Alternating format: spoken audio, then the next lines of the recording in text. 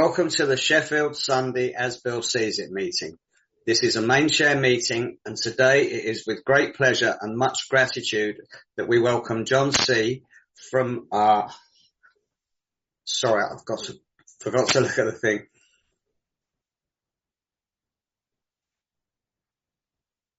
From Ontario, who's come to share for about 40 minutes, after which we'll open up for general sharing or if you'd like to ask a question. Thank you, John. It's wonderful to have you here, and the floor is yours. Thank you, Andrew. Thank you to everyone for being here. My name is J.Corboy. I'm a grateful alcoholic. I used to be a hateful alcoholic. It's good to be here with all of you.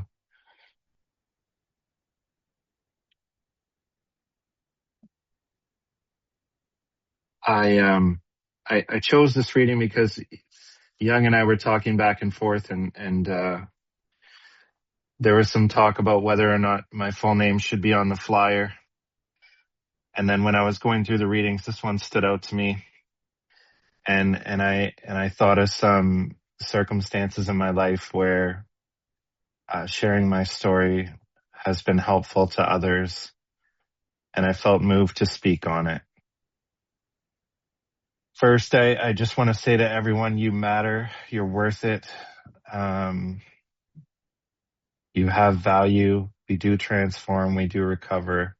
We do become miracles. You get to witness them here and then become one yourself. And then it's almost like it's contagious, and you get to spread that miraculousness on to other people. And it's a beautiful journey. It's not always easy. Sometimes it's tragic and heartbreaking. But everything you go through and get through inspires other people to be able to do the same. And that's what really moved me on this, is that to me, that takes precedence over everything. That doesn't mean that I took this flyer and I put it up on a billboard in my community. I didn't do that. Actually, I didn't share the flyer with anybody because I feel like we're always where we need to be. And I feel like we don't get there by mistake. I feel like the Spirit brings us to where we need to be, to hear what we need to hear, to meet with who we need to meet with. Whether that be for ourselves for that day because we're at a low point, or whether it be to inspire other people, I don't know. I'm not qualified to answer that question for you. But man, I'm grateful I'm here. Whew. See some beautiful people that I know on a deeper level in this meeting, and I'm grateful you're here. And, I'm glad that we all have a place to go to call home. There were times where I was homeless coming to these meetings, right? When I first came in here, I didn't have a place to call home. I could fit everything that I owned in a grocery bag. I had to look over my shoulder everywhere I went. I wasn't welcome anywhere. I certainly wasn't being invited to speak anywhere. That's for sure. And, from waking up in my own vomit to waking up in a home where my children are sleeping and my wife's asleep, and I'm here with all you beautiful people sharing out a meeting. It's a pretty miraculous thing itself.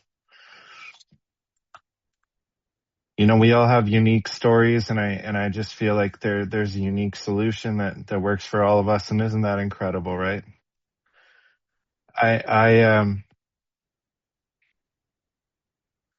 At one point I got a job with the city that I live in, and I was still like 1 foot in, 1 foot out, right? I still had 1 foot in the old life and 1 foot in the new life, and I felt so conflicted, and it wasn't until I just gave it all away to this program and I let go absolutely that things started to change.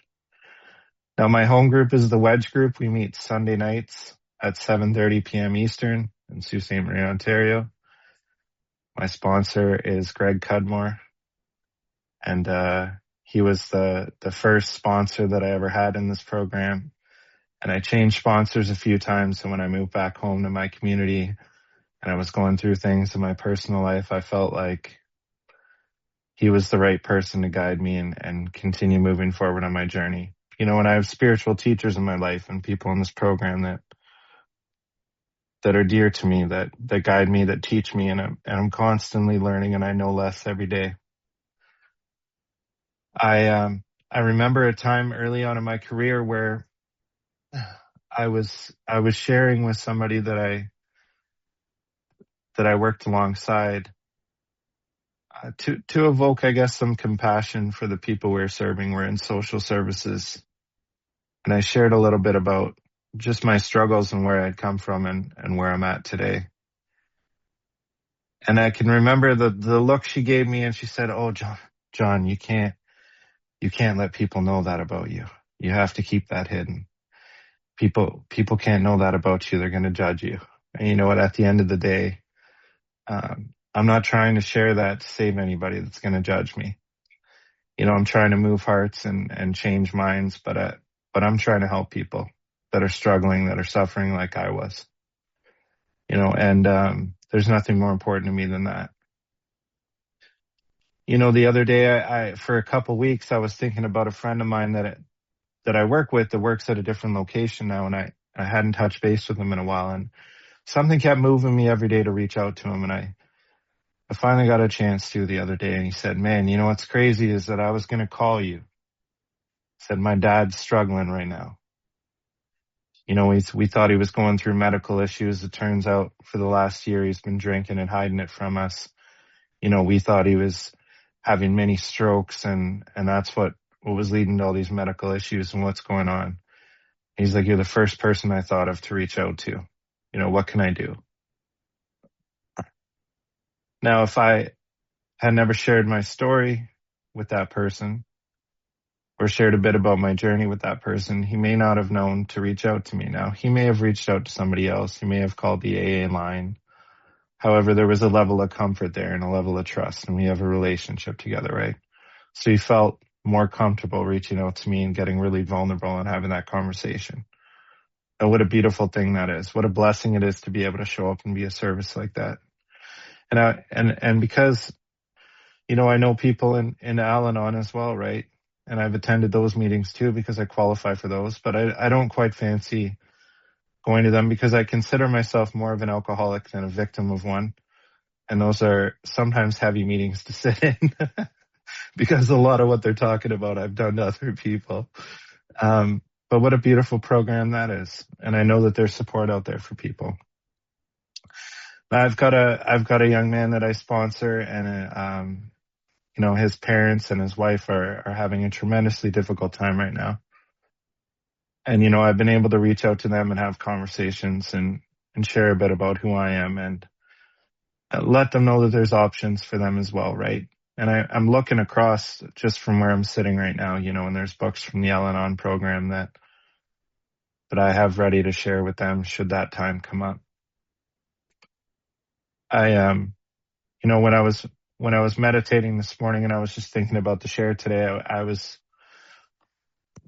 thinking about the responsibility declaration. When anyone, anywhere reaches out for help, it doesn't say only in a church basement. It says anyone, anywhere. I can remember I was on a work trip once and I was in Toronto and I was super anxious, and I went and I prayed in the shopping center, and I just said, "God, I'm out of my mind with anxiety. Will you take this from me and help me be useful? Give me an assignment, please. Save my life. Save me right now from myself." And I get on the train and the lady beside me says hello and then switches seats. And that never happens. I don't know. It just doesn't happen. Nobody ever, you have an assigned seat on your ticket. You sit down and you ride along. I'd never been on the train and seen anyone switch seats before. And the girl that sits beside me starts talking, and she starts mentioning her brother and how he's struggling with addictions. And now I could have stayed quiet and not said anything and just listened, but I felt moved to share a little bit about myself. And as a result of that, her and I were able to have a really beautiful conversation about the struggles. And I was able to give her some suggestions for herself, and some different approaches and some ways of thinking about things. And I think I was also able to show her that although we go through those things, that there is hope, there is light at the end of the tunnel, that there is an opportunity, for her brother to turn things around and become, the version of himself that he's always been, that's hidden within that addiction, right? And I was also able to share in a very real way.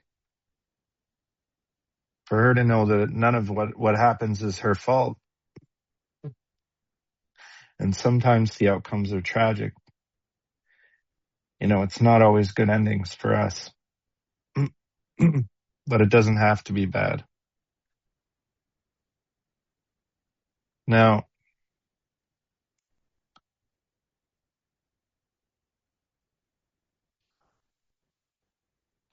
in my line of work, I work with a lot of people who are in similar situations that I was in when I walked through these doors of Alcoholics Anonymous.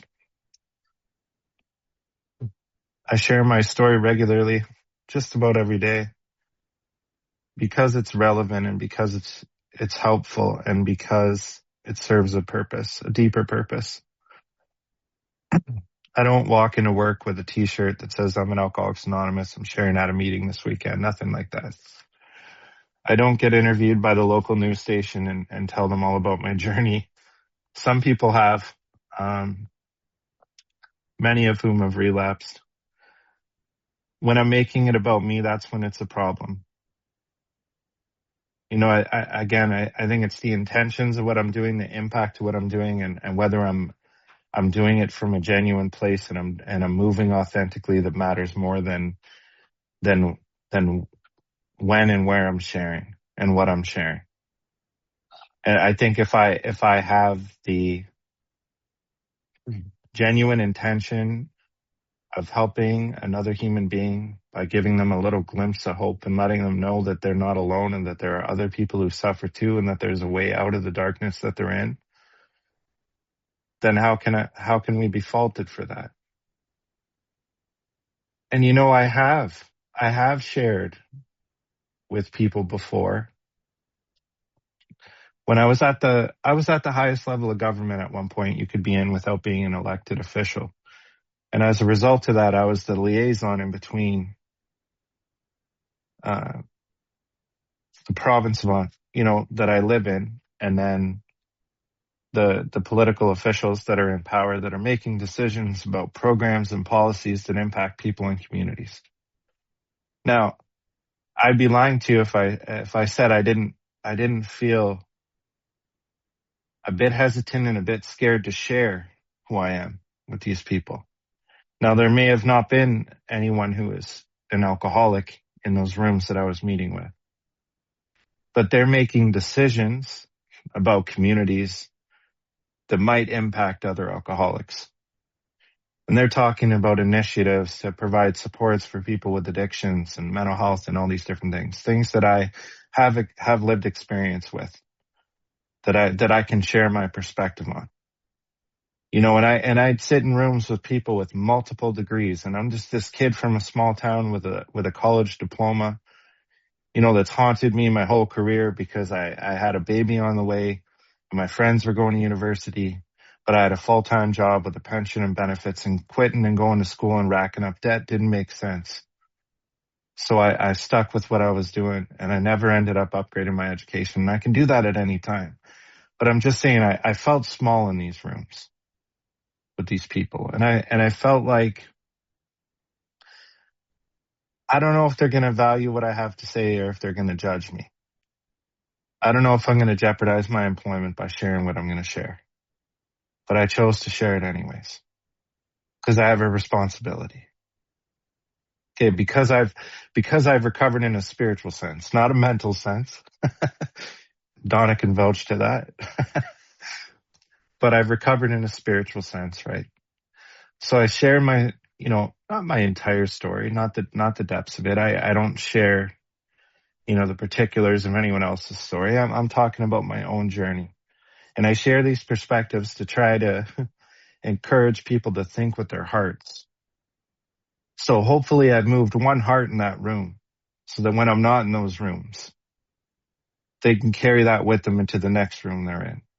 And maybe when they hear someone say something that's a little offside or a little out of line or a little out of touch, they'll have the courage to speak up and say something that might change the course of the direction they're going, or at least add to the list of considerations before they make these decisions.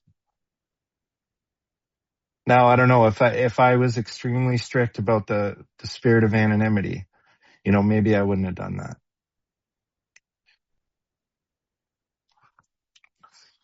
I think about all the times I shared my story with people that are struggling, and I can't think of any particular instance, at least where it was obvious, that I caused any harm by doing so. I've been able to, they say you get what you give. I feel like, what we do and how we move through the world, is a reflection of who we are. And it also has an influence on what comes into our life. And that doesn't mean that if we're living a spiritual life, that we're not going to be challenged.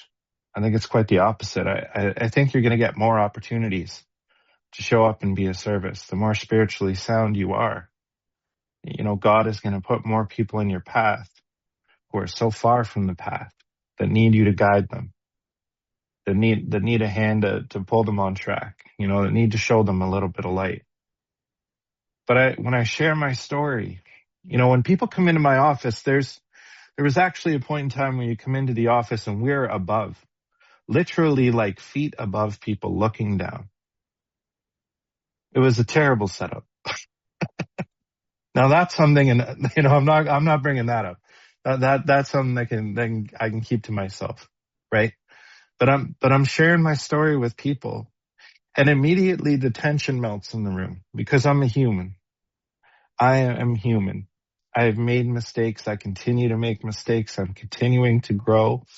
I'm continuing to reflect and learn about who I am. There's people that come in that I used to sell dope to. There's people that come in that have seen me do some terrible, violent things to people. They already know parts of my story.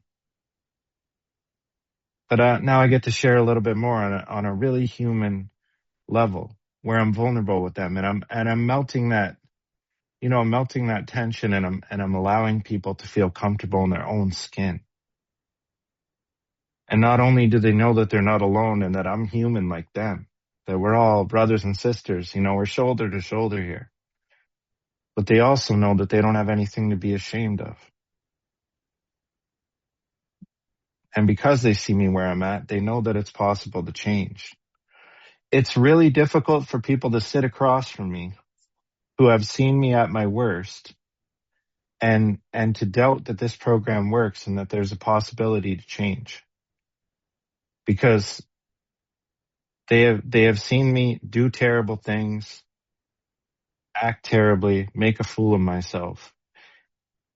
And here I am level-headed and speaking from the heart to them. It also, I feel like in a way it also leverages the ability for me to encourage them to look at something different.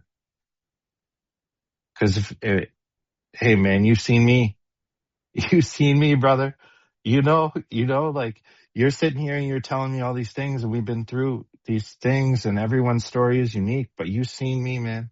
You've seen me at my lowest, and look at me now.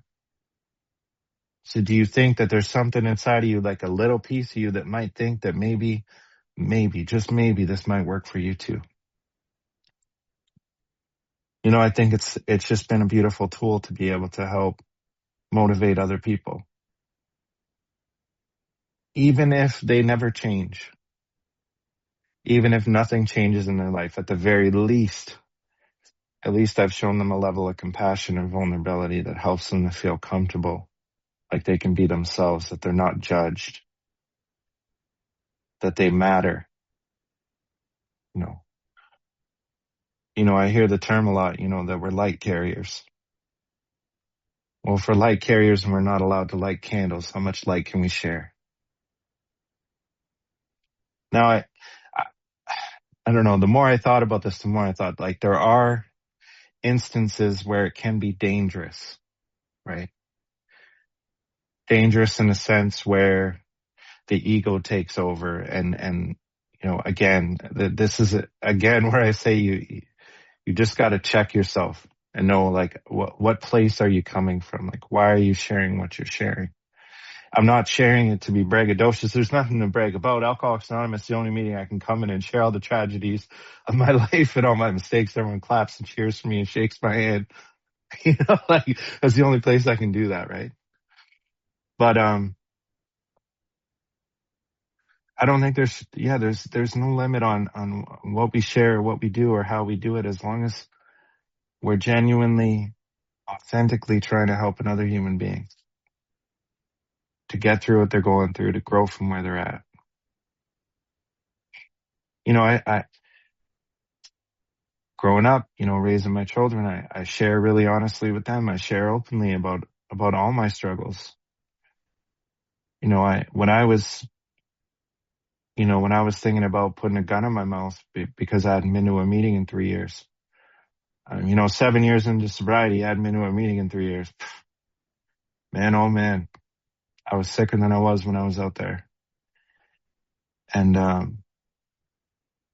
had to reach out and tell somebody where I was at, cry. I broke down. I told them I need help. Would you help me, And when I made amends with my children, for that period of time, because during that period of time, they're walking on eggshells. And I was flipping out over the littlest things. Like, I remember once I dropped my coffee because I was holding it by like the lid of the coffee, and the coffee fell. And my daughter and I were walking, alongside a busy road in the city we lived in. And, I threw like a tantrum, like a child, like a 2 or 3 year old would throw. Like I was kicking my feet and stomping the cup, and I was screaming out loud. And I just remember the look of horror on my daughter's face. Like, who is this person? Right. So when I was making amends, and I share, that's embarrassing to share, but I'm sharing it. Maybe you haven't done that. That's okay. But when I'm sharing with my children, when I'm making that amends, you know how much of a deeper level it is when I can acknowledge where I'm at and share parts of my story, so they can get a little bit of context as to why I was as sick as I was. That some of them have had their friends reach out to me because their parents have struggled, because they know my story.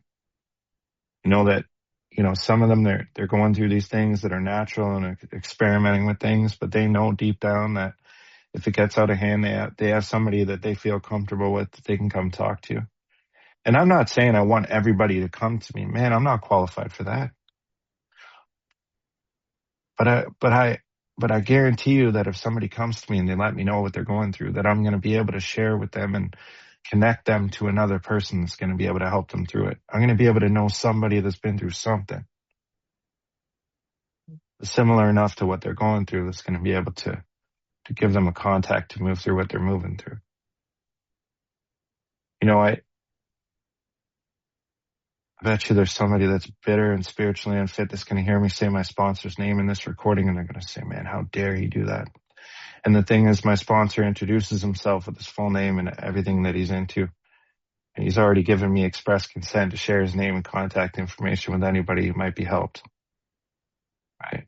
Now, I'm not going to give you his phone number, but if you reach out to me personally and you need to talk to him, I'd be happy to.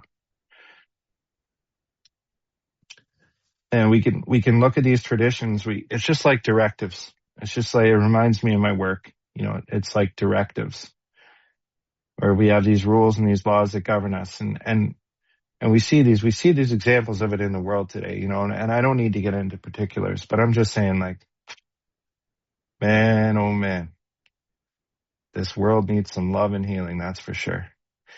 And when the way we interpret things, that can be used for evil, that they can be manipulated and used in a way to inflict pain and suffering on other people. Right? So I don't want to overthink the traditions to the point where I beat the spirituality out of them. I think anonymity is very common sense.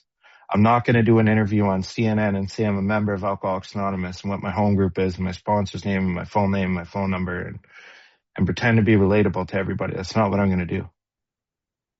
But I don't care if it's the city bus. I don't care if it's in front of my manager. I don't care if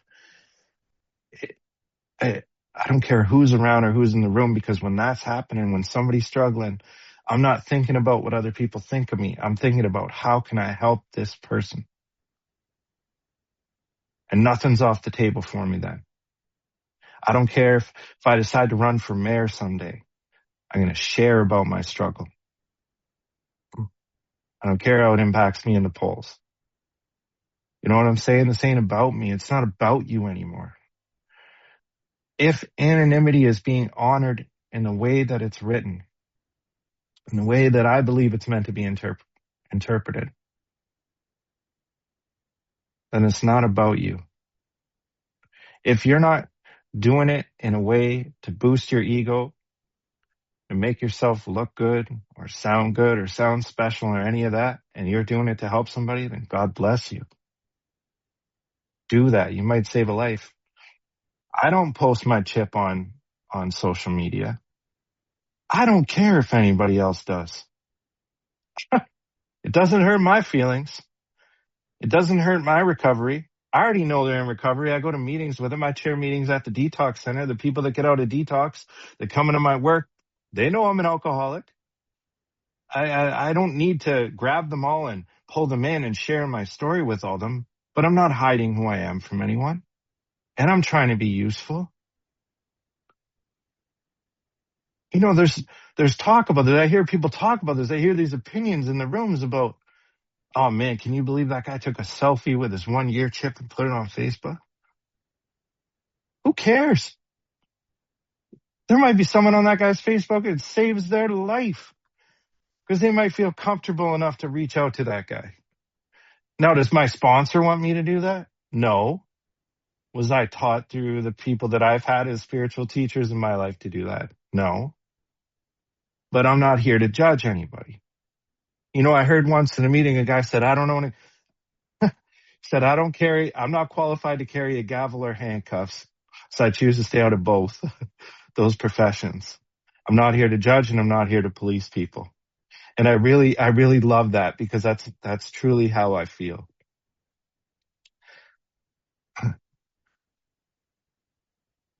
You know, there's people that have podcasts about recovery. I was thinking about just the different ways where anonymity is sort of in question, right? There's people that have podcasts about recovery and addiction and they get very candid about their story.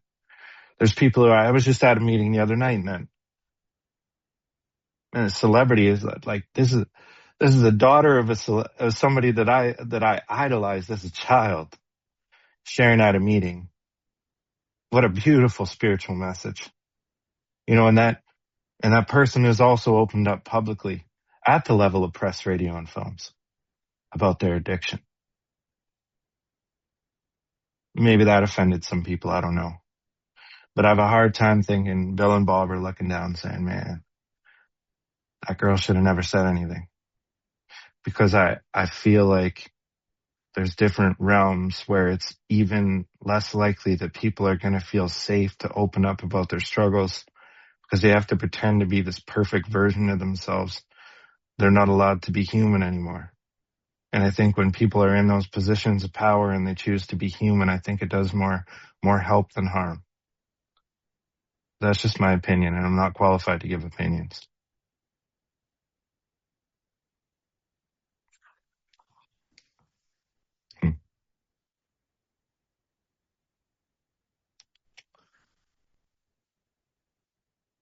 So anyway, when Young and I were talking about the flyer, you know, I said, do whatever causes the least amount of harm. So I see the new updated version. It's just my last name on there. And people often think it's my first name. And some people just think that's so people are like, Corboy, how's it going? You know, people just think it's my first name now. It doesn't matter to me. Because at the end of the day, I don't care what's on that flyer. And I'm not saying I don't care if people are offended or what people feel or I don't care what the group conscience is or anything like that. Like, I'm respectful of all those things. I think every group has the right to decide within the group, like, what is best for that group. And that's what makes Alcoholics Anonymous so beautiful. Like, so we're making decisions from the bottom up.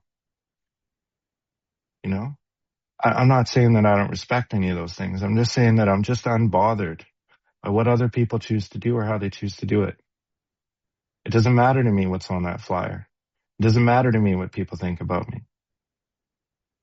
It doesn't matter to me what people feel comfortable with sharing about their own recovery. Because I truly feel that at the end of the day, there's a good chance that they're inspiring someone or doing something or putting something out there in the universe that might give someone the courage to reach out to them when the time comes, when they've had enough, when they feel like it, they're just sick of living the way they're living and they don't know what else to do, when they feel lost. Now, there was a time where the old me, people would have been reaching out to me and I would have felt real big about myself. That's not how it is today. And I used to almost be like a sponsor of codependence. Like I felt like I could solve everyone's sponsors and all the guys I was bringing through the book. I thought I could solve their relationship problems. Even though I was having relationship problems with myself, I thought, I'm going to do this. I thought I could get them a job. I thought I could like drag them through the steps of Alcoholics Anonymous. I thought I could force them to have a spiritual awakening. The way I'm approaching things. No. I'm just a conduit. You know what I mean? I'm just a middleman. I'm just somebody that can direct people, give them some suggestions, a little bit of guidance, and send them on their way. Man, I remember coming in here, I just had 3 numbers in my phone. My ex-baby mama, my dealer, my bootlegger. That was it. Now only the ex-baby mama's in the phone because we have to co-parent together. You know what I mean? That's it. And there's thousands of numbers in my phone of beautiful people from all over the world. Me, Donna, and Young, we get together and we go through the spiritual literature together. And it's funny, we were talking about it. Donna's in the US, Young's in the UK, and I'm in Canada. We got the trifecta going on. We're trying to do what we can. And we're doing that by working on ourselves, right? Just man, oh man, Rule 62, right? We don't take ourselves too seriously. I think we should respect the tradition. Now, this is questionable. I might have some old timers coming at me for this, but this is just coming to me right now. We should be absolutely respectful of the traditions of Alcoholics Anonymous. But we should not be so serious about the traditions of Alcoholics Anonymous that we allow people to die in front of us without making an attempt to do something that might save their life.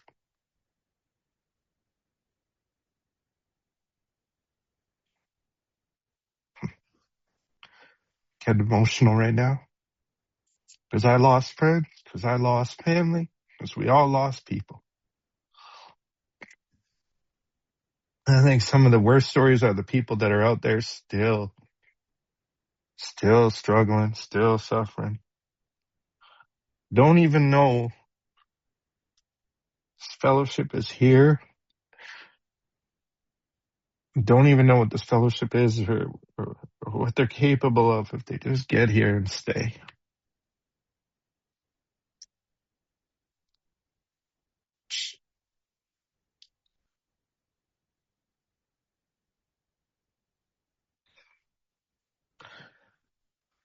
I'm always going to try to be responsible to carry this message in an authentic way. The intentions of helping other people. Whether they get help or accept help or not is none of my business. But I'm not going to get in the way of that. That's all I got, man. I love you all. I'm so grateful to be here. Thank you for letting me share.